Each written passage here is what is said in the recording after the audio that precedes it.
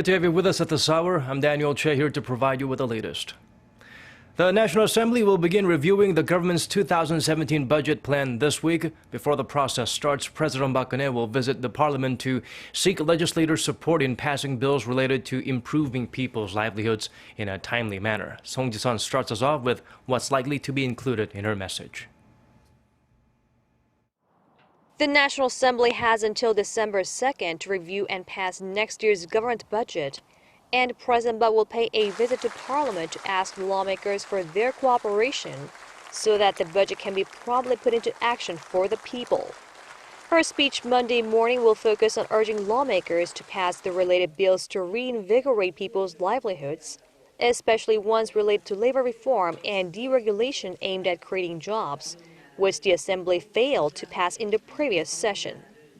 국회와 정부는 국민을 위해 일하는 국정 운영의 동반자입니다. 견제와 균형 그리고 건강한 긴장 관계가 필요하다고 해도 국가를 위하고 국민을 위하는 일에는 하나가 되어야 합니다. 이제 국회와 국민과 정부가 하나가 돼서 이런 변화의 모멘텀을 잘 살리려는 노력을 해야 국가 경제를 살릴 수 있습니다. With economic uncertainties like a rate hike by the U.S. Fed expected by the end of this year and security threats like North Korea's continued provocations, the president will highlight the need for unity to counter outstanding crises in and outside of the country. 한반도에 언제든지 김정은 정권의 도발과 어떠한 변화의 바람이 불어 닥칠 수 있다는 것을 항상 염두에 두고 미국을 비롯한 국제사회와 한층 긴밀히 협력하면서 필요한 모든 준비와 대비를 빈틈없이 해나갈 수 있도록 최선의 노력을 다해야 합니다. President Park is the first Korean leader to give an annual address to Parliament on the government's budget plan. She will also sit down with political party leaders before stepping up to the podium for her speech on Monday. Song Ji-sun, Arirang News. There's growing interest in a recent unofficial meeting between a North Korean diplomat and a former U.S. government official. The South Korean government responded, saying it does not hold any special meaning in accordance to Washington's stance towards the regime. Lee Min-young tells us more. The South Korean government is playing down the significance of the informal dialogue between a North Korean delegation and former U.S. government officials that took place on Friday and Saturday in Kuala Lumpur, Malaysia. An official at Seoul's foreign ministry stressed that the U.S. government has confirmed that the dialogue with North Korea, which was held through unofficial channels, does not reflect Washington's stance towards Pyongyang. The official added that the U.S. is maintaining its position that it will not rush to hold talks with North Korea in the absence of substantial progress on the regime's denuclearization. According to the official, both South Korea and the U.S. will continue to impose strict sanctions and keep up the pressure on Pyongyang, together with the international community. The North's delegation to the closed-door meeting with the former U.S. officials appears to have been led by its Vice Foreign Minister, Han Song-yeol.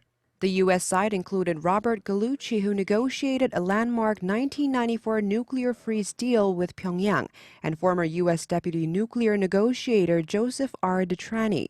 The meeting occurred right after the North test-fired a mid-range Musudan missile on Thursday, which failed shortly after it was launched. Lee Min-young, Arirang News. North Korea has announced a recent typhoon forced some 68,000 people to abandon their homes, but the true number is reportedly much higher than that. A senior researcher at the Sejong Institute, citing a source who visits the North frequently, says the number of people displaced by Typhoon Lion Rock back in August was, in fact, around 300,000. Backing up this estimates are numerous photos obtained by Yonhap News that show large-scale devastation and ongoing efforts to repair damaged infrastructure. Analysts say on October 10th, when Pyongyang was widely expected to carry out a missile launch or nuke test, it's highly likely the regime exercised restraint because the North was reeling from the worst flooding in more than half a century. 10 years. That's the estimated time Korea's ailing shipyard industry will need to recoup losses if it carries out reform plans due to be announced later this month. Our Kim Ji-yeon shares with us the IMF's outlook on Korea's once mighty sector.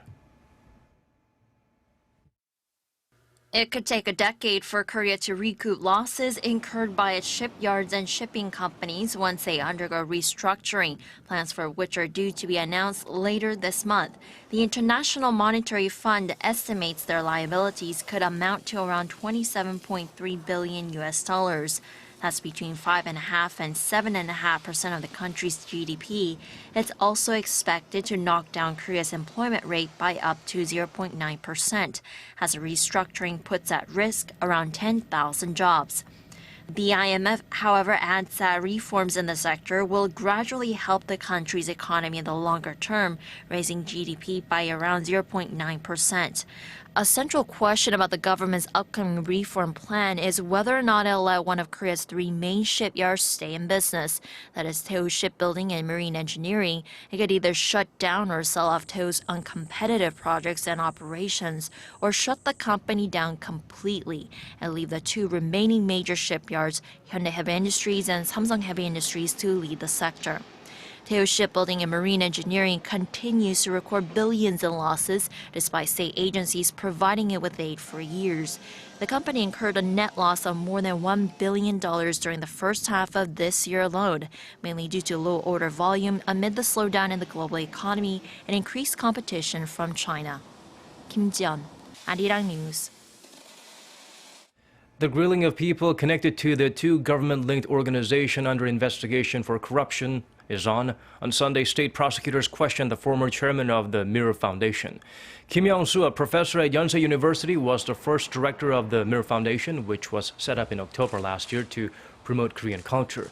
He told reporters he did nothing wrong, but remained silent on questions related to two people with ties to President Park Geun-hye, who are suspected of using their connections to raise money for the foundation and otherwise influence its operations. These two named are Choi Sun-sil, a confidant of the president, and Cha Eun-taek, a renowned advertisement director.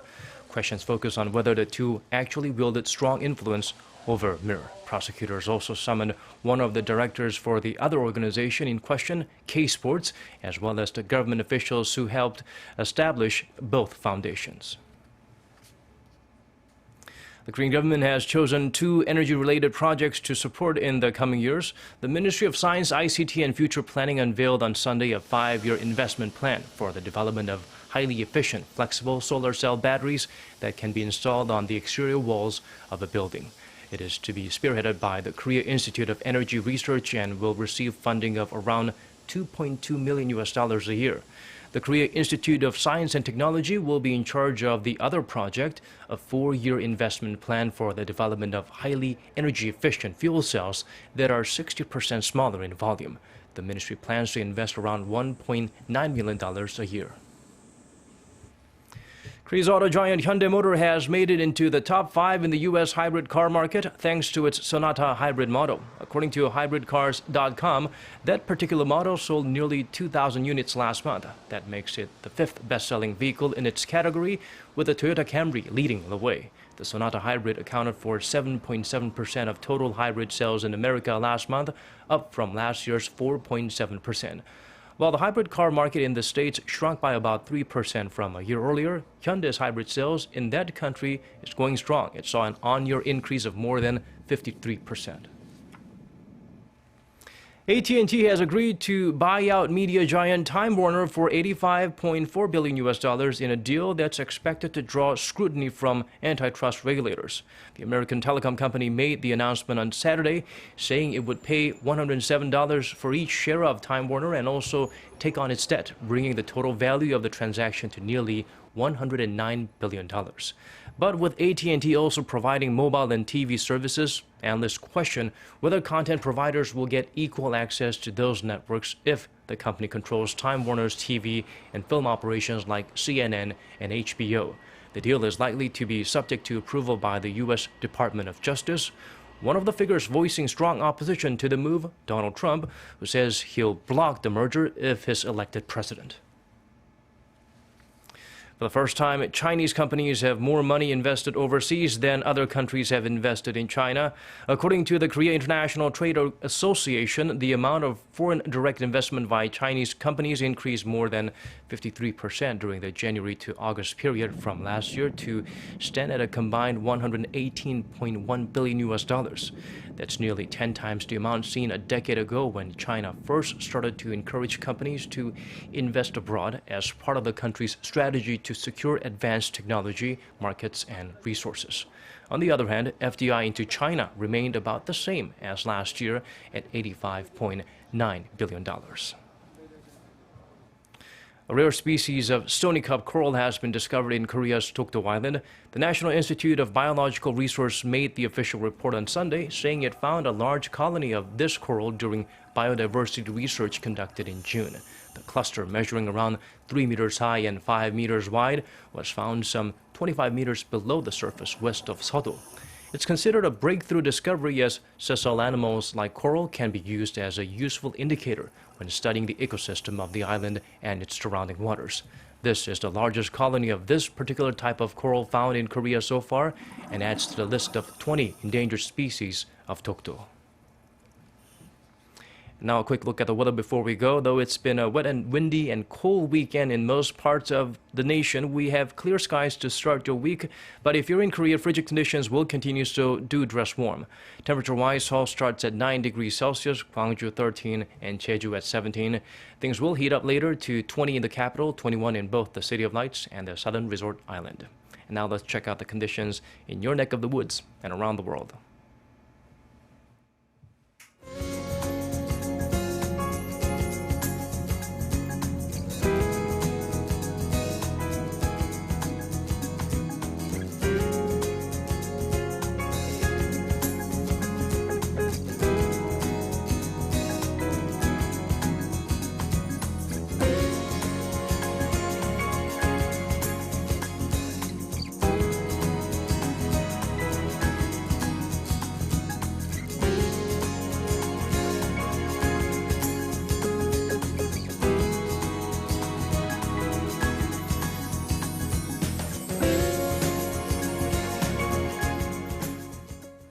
These are the stories we're following at this hour. Thank you for watching and hope you have a smooth transition to a new work week.